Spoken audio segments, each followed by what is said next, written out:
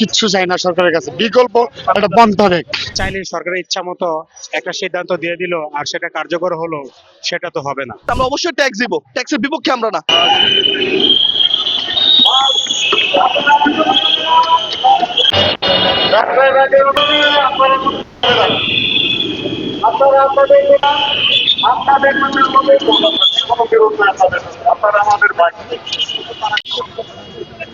$45% tax তো সহজে নির্ধারণ করতে পারেন না। শুরুতে 5% করেন, 10% করেন। আপনি আমাদের থেকে যারা উন্নত বিশ্ব আছে, যেমন আমার পার্শ্ববর্তী দেশ ইন্ডিয়া আছে, এখানে সিঙ্গাপুর আছে, মালয়েশিয়া আছে, আপনি তাদের দেশে যদি খোঁজ করে দেখেন, দেখবেন সর্বোচ্চ একটা ফোনের জন্য তারা 5 থেকে 10% ট্যাক্স নির্ধারণ থাকে।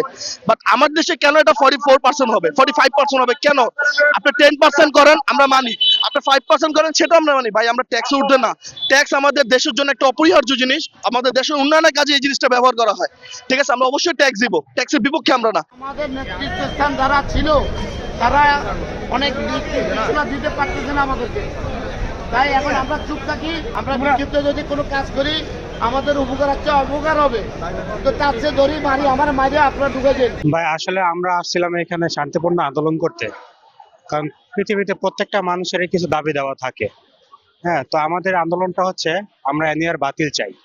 আর আমরা যে ব্যবসাটা করি, হঠাৎ করে এই ব্যবসাটা অফ করে দিছে, তো এইভাবে তো আর ভাই বিজনেস হয় না।